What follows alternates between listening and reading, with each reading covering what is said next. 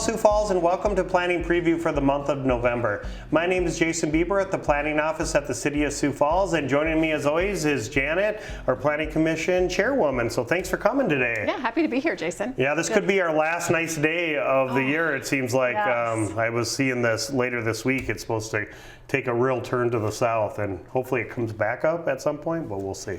Yes, I don't, I saw that snow in the forecast. That was very disappointing, yes. Me too. I still have leaves to get up, so. Yeah, well, mine aren't off the tree yet, so there you that. go. Yeah, so we've got a little bit of a smaller agenda this month, which is usually typical when we get to later the year, and it's nice for staff to catch up a little bit and you guys maybe to have a little bit of a slower meeting, a little bit faster stuff. So. Because we have been busy the past couple of months. Yes, it's been a lot busier than typically we have been in the fall, so which is a good sign.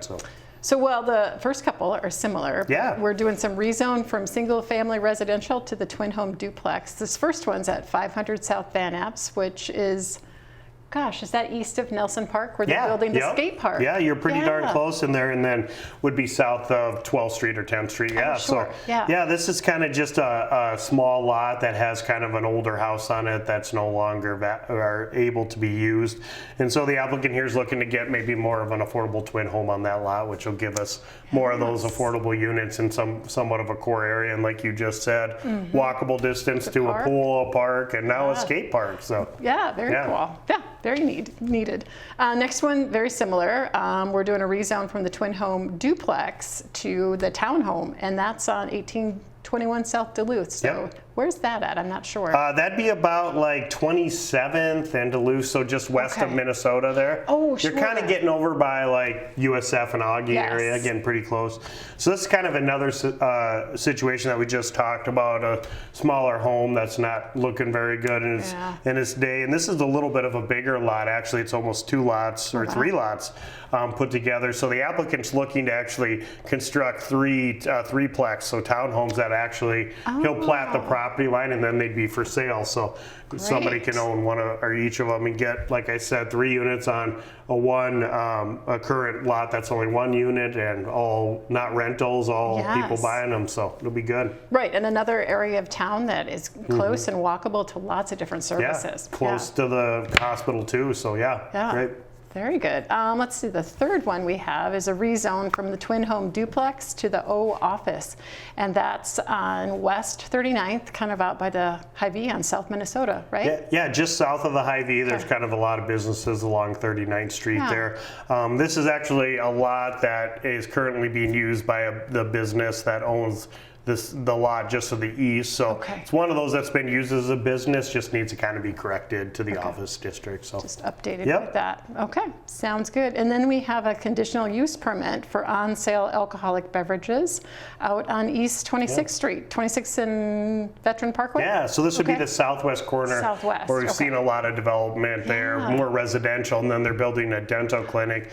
And so this would be a little addition, another tenant space onto that dental clinic. They're looking to possibly do a restaurant type concept out there. Haven't completely nailed it down, but they have to get that alcohol license intact to be able to start building or get somebody to build out there. So. Yeah, I can't believe how many houses and apartments are going up. Southwest side. And that was a vacant piece for a long time, so it's nice to see those pieces that already have the infrastructure there to be ready to be developed. So great area. So yeah, very good. And then our very last one is a conditional use permit for a family daycare. We don't see very many of those. No, we don't. And so a family daycare would be, so we have the 3 different levels. In-home daycare is where you can have up to 6 kids. That just needs to be licensed by the health department. And then we would go to a family daycare, which would be the 7 to 12 kids in a residential home. That has a little bit more zoning stuff where you actually have to get 75% of the neighbors within a certain distance around them to sign it. Sometimes that can be difficult, not that they're not supportive of it, just trying to catch them. So this applicant has indicated it's just been hard to try and get people down, or there's renters, or they're not those. So let's just go through the public hearing process, and we haven't heard anything on it. Typically, Okay. there's usually not a big deal on it, but that's the only reason. So Yeah, so that is our short agenda for next month. Short, you're right, but we need a little break, so right? Exactly. Well, thanks for joining us again. Sure. And stay tuned, Sioux Falls. After the break, we're going to have Mike Patten with the Parks Department to talk about parks projects that are currently underway or completed, what's ahead for 2024, and some opportunities for the public to get involved in some visions for some of these parks that we're going to be redoing in the next couple of years. So stay tuned.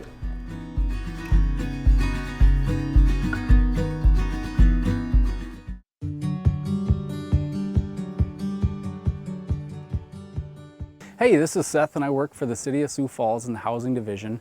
Today I'd like to talk to you a little bit about gutters and why it's important to make sure that your gutters are clean going into the winter. I know right now it looks nice and sunny and warm, but real soon, as we all know, it's going to get cold and water's going to freeze. And so if you see this gutter right here is full of leaves and even has a little bit of dirt, if that's left long enough, you'll actually get vegetation growing out of your gutters. And that's a really bad thing for a couple reasons. Water can build up and actually sag your gutters if they're plugged, and it changes the slope of the gutter. So it no longer pushes the water down to the downspout and out. It actually gets into a little sag in the middle of the gutter, and it'll actually tear your gutter off, or your gutter will come off because of that.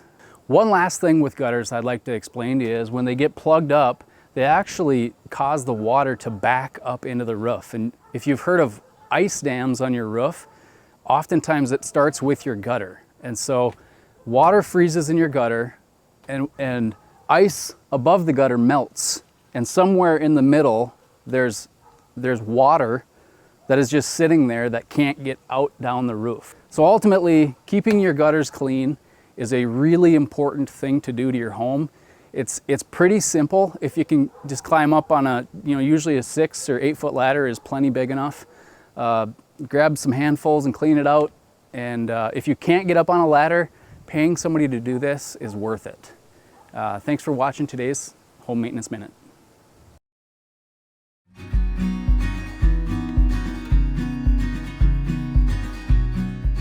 Welcome back to Planning Preview for the month of November. Joining me now is Mike Patten, the Parks and Planning Project Manager for the Sioux Falls Parks and Rec Department. Thanks for joining us for the special section of our show. Thanks for having me.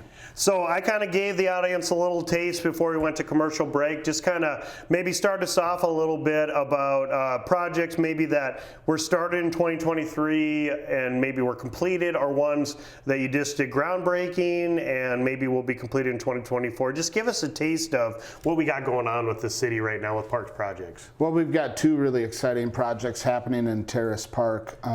Earlier this year, we converted a tennis court in Terrace Park to what's called a mini pitch. So it's a way, for neighborhood soccer players to get on a court and play and don't need a huge open space, right? You don't need a full team on both sides. You can just show up and play 3-on-3. You can play 5-on-5. And it's an exciting new way to play soccer on a tennis court style court.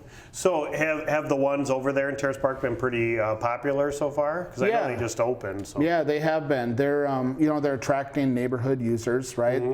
But we're starting to implement some programming both through Dakota Alliance Soccer, neighborhood soccer, as well as Parks and Rec are going to put together programming opportunities for kids to do not a full-on league, but unorganized yet program play. And I think that's great that the Parks Department is willing to maybe look at something different for some of these traditional parks uses like tennis courts that maybe aren't getting used. But hey, maybe there's another idea where it doesn't cost a lot to convert them, but give it something for the neighborhood to utilize and really get some more life out of it. So. Yeah, it kind of it's a model that we've seen in more urban areas, right? Where you've got these places underutilized. It's a way to breathe new life into them, and we've got a handful of these courts out there that aren't super popular for tennis. And so retrofitting them into a new activity is a way to provide activity in the park system. Absolutely, I think it's a great way. So Next one I want to. Oh, go ahead. Well, the other project we have going on in Terrace Park is we put together a project along the Japanese garden shoreline to build that out, and we're fixing a problem with erosion that we've seen in that area, but also we've expanded the shoreline between 10 and 30 feet in different areas. Really? And the Japanese garden's really popular. Yeah. Not just for people going to visit the gardens, but there's weddings that happen down there and other special events, and so this, it's expanding the shoreline, giving a little more room there for the user. That's great. Yeah, I heard about that one also, but that's awesome to see that. When will that be completed? So that's under construction right now, and we're looking at wrapping that up, but knowing that it'll be wrapped up substantially this fall, we'll still probably have a little bit of springtime landscaping and seeding and punch list items. So that's great. So the next one that I thought was interesting, that when we were doing one of our bus tours, you had brought this up for the skate park, but it's not a skate park, it's a skate plaza over there in Nelson Park, right? So talk to us a little bit about that project, and tell the viewers what's the difference between a park and a plaza, because I thought that was interesting. Well, not being a skater myself, not an expert, what I've learned is a skate park typically is, if you call it a skate park, it's got modular skate equipment out there, right? Little mini half pipes or rails bolted down, but they're kind of this modular components that you can organize in different courses to run, right? A skate plaza is really a more interactive skating experience where you've got the bowls, Shot Creek formed. There's an artistic component, put into the design and construction of it, and so it's a more interactive skate experience where people can flow in and out of different bowls and rails and different features to grind on and ride and all that, and so it's just a more exciting experience for the skateboarder, right? So what's ETA on that one? I know the city's kind of done almost all their work is completed, right? We were doing kind of the underground and the grading stuff, and now the skate association had hired that company from California to kind of do the upper part, right, or the stuff out of the ground. Yeah, so the city led a project to do all the baseline infrastructure, mass grading of the site, utilities, etc. And then we completed what we were going to do this year, and now the Skate Park Association, Let's Skate, hired New Line, and they are doing all the above ground improvements for the skate plaza itself. Hoping to get the majority of that done yet this fall. They're going to work probably through Thanksgiving. Okay.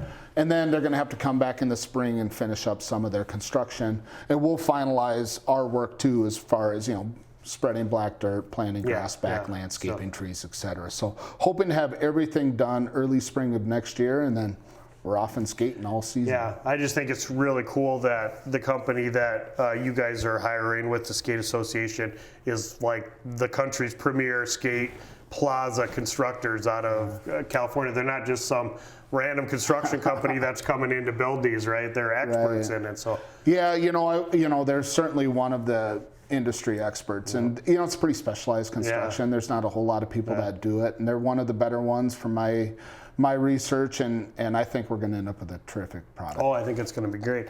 And then the next one I want to talk a little bit about, that you guys just did the groundbreaking. So this will be, I think, a 2-year project, but correct me if I'm wrong, but that's the Jacobson Plaza that's going just to the north of the Levitt over there in that empty ground along Phillips Avenue. So talk a little bit about that project. Right, yeah, we broke ground on that here just last week, and they're already out there working like crazy. I mean, there's a mountain of black dirt piled up there, and they're starting to shape the ground for utility. In fact, earlier today, we actually closed down the intersection of Phillips and 2nd to make utility connections for sewer and water. So we're off to the races there. Hoping to do a lot of earth moving yet this fall and start doing foundation work. Okay, great. There's a lot of those buildings are supported with H-pile and geopiers, right? And so we're hoping to do a lot of that work over the late fall, winter. So then next year it's just cruising forward with the improvements on the refrigerated ice ribbon, all the concrete work and placement of the components for the universal playground, and then getting that done bulk of next year. Hoping to have occupancy on the ice ribbon yet in the winter of 2025, so we can maybe potentially open it up for skaters in 25. And one of the things I don't think a lot of people realize, they're like, oh, you're building another ice rink. This is a lot different just from not only design standpoint, but also the amount of time that you actually get to utilize it. Yeah, well, so, you know, I kind of equate it to if skating on a rink is like skating on the pond, this is like skating on the river. Okay. And if you think about it, when you go and watch people skate on an ice rink, everybody's on the edges, just going around in a circle, and that ice in the middle is very seldom used. Yeah. So this is just a whole lot of edge. Right, and it's free form. It's a lot of fun from what I can tell, and a lot of people really like them. You're starting to see them pop up in larger communities, so we're pretty fortunate to have them coming here to town. Yeah, it's one of those great things that you guys are doing. That's a need that we don't have already in Sioux Falls. We're not building a new one, or another one. It's a brand new concept and a brand new project, so it's a great one. So, yeah. Any other projects you want to talk about or highlight for this year or next year? Any big ones? Well, I might just point out, you know, right adjacent to the Jacobson Plaza is the Downtown River Greenway Phase 3. Another great project. You know, it's third section now we've done in the River Greenway in downtown. Other sections are wildly popular. And this is just going to be a great connection for people in downtown to access the park system, access Falls Park, get into the Jacobson Plaza, get to the Levitt during the concert season there. So it's going to be a good, fun, cool project. Yeah, that'll really flow in well too with the Sioux Steel development and those restaurants and bars and hotel that's going to be there. It's really going to be another great element to the north side of downtown that we've really seen a big push. So one other thing I know you guys had announced and talk a little bit about that is really where the public can get involved in what they want to see for two parks that have been around for a long time and really need a total reconstruct, facelift, just a complete change, and that's Keene and Frank Olson. So what are you asking the public to do as part of those two park reconstruction ideas? Yeah, so earlier last week we announced that we're going to be holding open houses for both those projects. Really what it is a continuation of the community engagement process we did for, you know, what we called the future of aquatics in Sioux Falls. And so knowing we're moving forward with the aquatics bond, we're looking for public input into the design of both Keene Park and Frank Olson. Right now we're in the master plan phases for both, but ultimately we're looking at replacement of the aquatic facilities within those parks. Those are sort of the main features of both those parks, the aquatic facilities. And so looking forward for the aquatics bond, we want your feedback to be the foundation in the design of both those. And so that's what we're looking to kick off here. So November 7th is the open house for Keene redesign, Keene Park redesign. Where's that one going to be located? That'll be held at Prairie West Library right by Memorial Middle School in Memorial Park. So right over there, 26 Sertoma area, right? Right. And then you said November 8th and 9th is the two-day charrette for Frank Olson, and where is that one then? That'll be held at the Social Special Events Hall, which is located at 11th and Jefferson. Yeah, the old pocket. That's so right. I know that one. Okay, great. And those are, as we say, those are great things for the public to really get involved and maybe give us some ideas maybe we didn't think about that could be incorporated into the design, or really what they want to see out of these public pools that typically last, what, 30, 40 years? Typically you get life out of one of those pools? Yeah, well, they'll tell you to get 30 years of life out of an out. Well, that's, you know, a feat, I guess I'm told, to operate a pool in our climate for 30 years. Keene Park is over 40 years old, and Frank Olson's over 50. So you've done a really good job, right? The maintenance crews? They've done an amazing job, but it's also time to replace them. Yeah, right? no, that's great. So, well, these are awesome projects, and maybe next year we can have you back on to maybe talk about how those went, and really when you get the design of Keene and Frank Olson, it'd be awesome to have you kind of back on to kind of talk a little bit about that. So. Yeah, we're hoping to adopt master plans for both those parks here later next year. I'm not sure if it'll be April, May, somewhere in that time frame, but you know, our goal is to adopt those master plans early-ish next year and then move right into the design of those facilities. Great, that'll be awesome to see that. So, well, thanks a lot for joining us, Mike, and like I said, we'll try and maybe have you on. It's nice to hear about parks projects, and we work pretty closely together, so it's nice to have you on to talk about some of those. So Thanks for having me. anytime. So thanks for joining us, Sioux Falls, for planning preview for the month of November. Just a reminder, the Planning Commission meeting for November is on November 1st. It's at 6 o'clock at the Carnegie Town Hall. It starts at 6 p.m. and there's public input for any of the items that we talked about tonight, and also there's a 5-minute public comment at the end of the agenda to allow any public comment on any items that we currently do not have on the agenda. So thanks, Sioux Falls, and have a great day.